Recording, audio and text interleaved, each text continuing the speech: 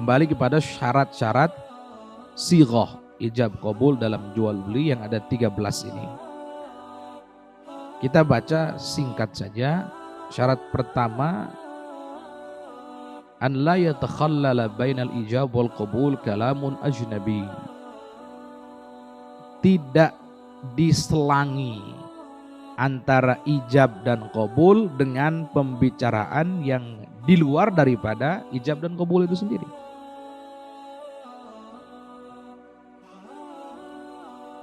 Walaupun sedikit. Walaupun sedikit. Ini kalau sudah diselangi ngobrol tentang misalkan saya jual mobil ini dengan harga sekian. Terus ngobrol dulu, ngalor ngidul. Baru kemudian oke, saya terima, nggak sah itu. Kalau ngomong saya jual, segera tangkap. Segera balas saya beli. Jangan sampai diselangi oleh omongan di luar daripada kemaslahatan akad. Di luar daripada ijab dan qabul itu sendiri. Ya, konsekuensi akad atau kemaslahatan akad atau kesunahan dalam akad. Gimana itu maksudnya Ustaz? Ya ada namanya konsekuensi akad. Contoh dalam akad disebutkan yang mengatakan saya jual mobil ini kepadamu dengan harga sekian kontan. Dia ngomong, oh syaratnya langsung sekarang. Tapi ada syarat ya, kalau ada cacat nanti boleh dikembalikan ya, misalkan. Kemudian baru deal, saya terima. Dan seterusnya. Sah nggak begini? Sah, nggak masalah. Kenapa? Karena yang menyelangi adalah konsekuensi dari akad itu sendiri. Kan sebetulnya tanpa disebutkan kalau ada cacat, ada aib nanti dikembalikan, secara otomatis sebetulnya akad itu mengandung syarat itu. Jual beli dalam Islam itu begitu, walaupun mohon maaf ada di sebagian nota itu, ada notes di bawahnya, barang yang sudah dibeli tidak boleh dikembalikan.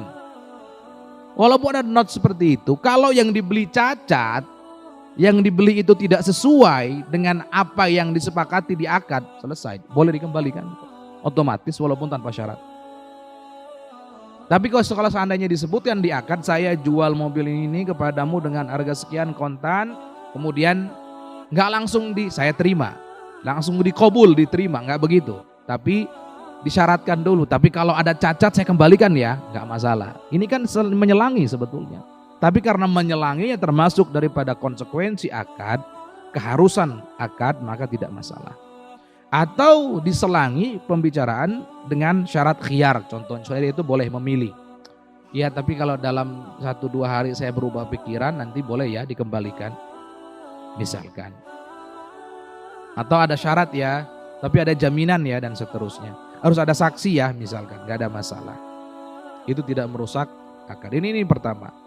Atau khutbah dulu misalkan, khutbah dulu gak ada masalah. Khutbah itu gimana Ustaz? Ya tadi saya menjual ini dengan harga sekian kepadamu dengan harga sekian dan seterusnya. Kemudian sebelum menerima khutbah dulu, alhamdulillah ini dan seterusnya, baru saya terima. Ini tidak masalah. Baik. Pada prinsipnya hendaknya kalau sudah ada ijab segera dikabul, segera diterima gitu ya. Baik. Kemudian syarat berikutnya juga jangan sampai antara ijab dengan qabul itu diselangi oleh diam. Diam, nggak ada aktivitas. Si penjual mengatakan saya jual mobil ini kepadamu dengan harga sekian kontan. Si pembelinya diem. Diem begitu. Diemnya lama. Setengah jam baru saya terima. Itu juga nggak sah. Nggak sah. Karena kata para ulama, diam yang lama itu menunjukkan keengganan. Kalau diam lama menunjukkan keengganan. Kecuali kalau diamnya sebentar, nggak masalah. Baik. Kemudian syarat berikutnya antara ijab dan qabul itu cocok dari sisi maknanya. Kalau lafadznya nggak cocok nggak apa-apa, yang penting maknanya cocok. Sesuai dengan yang diijabkan. Maka qabulnya juga seperti itu.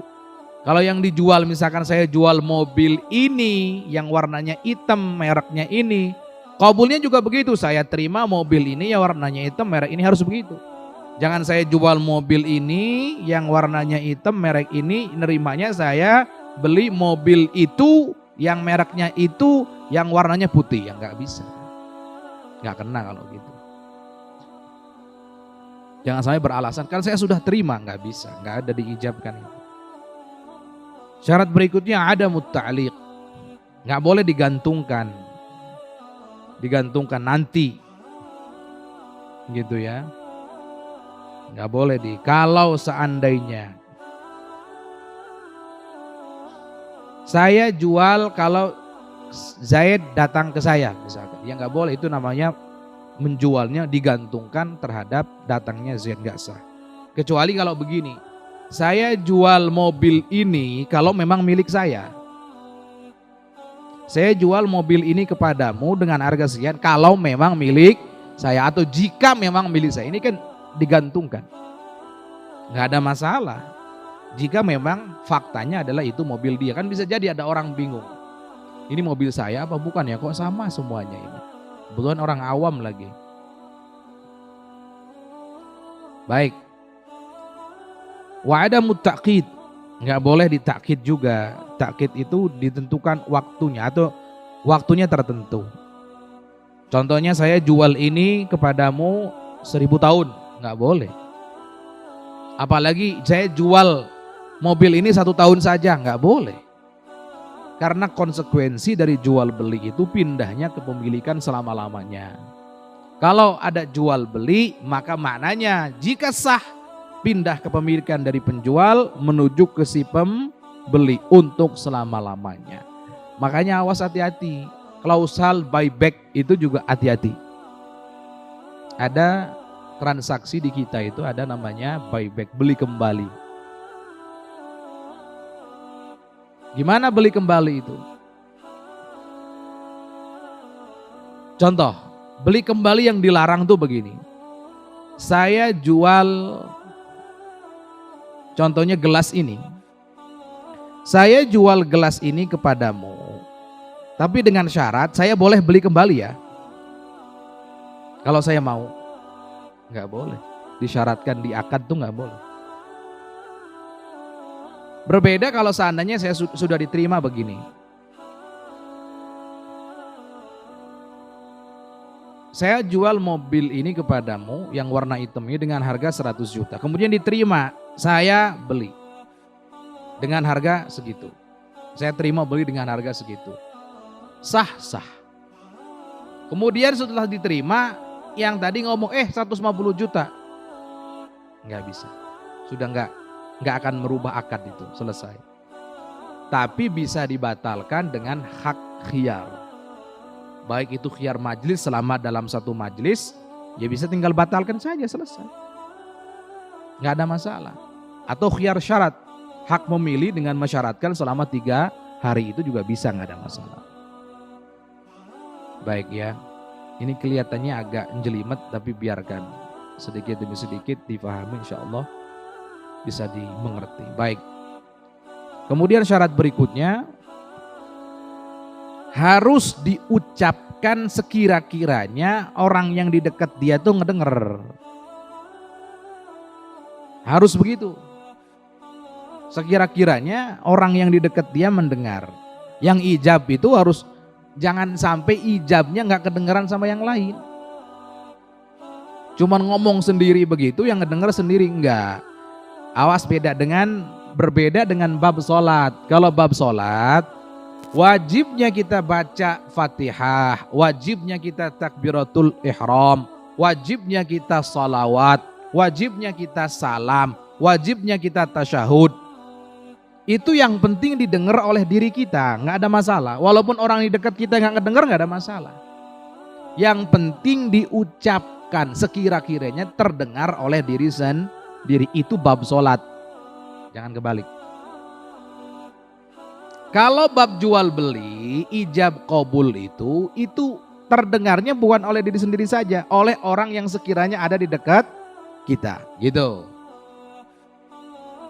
Jadi diri sendiri iya otomatis, plus orang yang dekat dengan kita. Ini kalau dalam bab jual beli lebih tepatnya ijab dan qabul. Itu bedanya. Wa baqaul ahliyah ila wujudi syaqqil akhir. Baqaul ahliyah itu memenuhi syarat sampai selesai ijab dan qabul. Kalau tiba-tiba gila di tengah-tengah ijab dan qabul ya nggak sah. Kalau orang gila kan nggak sah untuk jual beli. Gitu contohnya. Wal khitab. Dan khitab itu maksudnya, khitab itu ada gini ya, ada pembicara, ada pendengar, ada orang ketiga. Khitab itu untuk yang mendengar. Berarti kita kalau ngomong untuk yang orang mendengarkan gimana? Kamu, kan ada kamunya. Berarti saya jual mobil ini kepadamu gitu. Ada khitab, itu namanya khitab. Namanya khitab. Jadi ngajak bicara si pendengar dengan kata ganti kamu itu. Gitu ya, kamu. Kalau dalam bahasa Arab ada kata ganti nanti, domir namanya. Domir ka. Bi'tukahu, aku menjual ini kepadamu. Gitu. Wa an yutimmal mukhatab. Kemudian kalau sudah jual beli dengan A, contohnya, ya yang mengkabul juga si A. Jangan sampai ijabnya aku menjual ini kepadamu yuk kamu. Tiba-tiba orang yang ketiga yang ngomong saya beli. Kan dia gak diajak ngomong dalam hal ini. Enggak sah itu. Walaupun dia itu wakilnya saya, asistennya saya, kata si pembelinya, tetap tidak sah. Karena kamu yang diajak dalam khitab ini, dalam jual beli ini. Kamu yang diajak bicara. Kamu yang ditujukan akad ini kepadanya. Maka kamu yang harus menyelesaikan. Gitu maksudnya. Kemudian syarat berikutnya adalah yang memulai menyebutkan harganya. Yang memulai baik si penjual atau pembeli. Kalau si penjual, saya jual ini kepadamu dengan harga sekian. Kalau si pembeli, saya beli ini darimu dengan harga sekian. Sebutkan. Pokoknya yang pertama sebutkan, yang pertama memulai maka menyebutkan harganya. Yang pertama memulai menyebutkan harganya.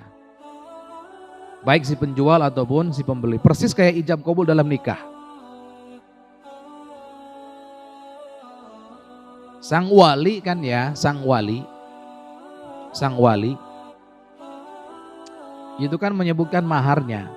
Tapi kalau yang menerima tidak harus menyebutkan detail maharnya. Cukup qabiltu tazwijha wa nikahaha bil mahril madhkur, dengan mahar yang telah disebut. Enggak usah didetailkan lagi.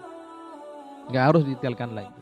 Tapi yang pertama memulai harus menyebutkan. Wa yudhifal bai'a li jumlatihi. Menjualnya itu ke jumlatihi. Global orang itu, bukan bagian dari orang itu. Contoh begini.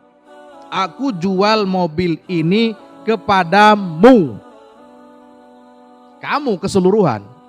Bukan aku jual mobil ini kepada tanganmu. Jangan. Baik, kemudian syarat berikutnya wa an yaqsidal lafdha li ma'nahu, menyengaja ketika berucap dalam ijab qabul memang sengaja. Sengaja artinya maknanya itu dimaksud oleh diri kita sesuai dengan apa yang diucapkan, sesuai dalam apa yang diucapkan. Jadi kalau kepleset, awas, ada orang misalkan dalam ijab ngomong saya jual mobil ini kepadamu dengan harga 100, langsung saya terima 100 rupiah. Nggak begitu, itu kepleset lidahnya, nggak mungkin. Karena nggak mungkin disengaja itu. Ini harus ada kesengajaan. Saya jual mobil ini dengan harga 100 juta, oh normal, saya terima. Udah deal-dealan 100 juta, kepleset lidahnya jadi $100 contohnya, langsung diterima. Ya keterlaluan sekali itu, karena nggak dimaksudkan itu, nggak disengaja lah bahasa kita gitu ya.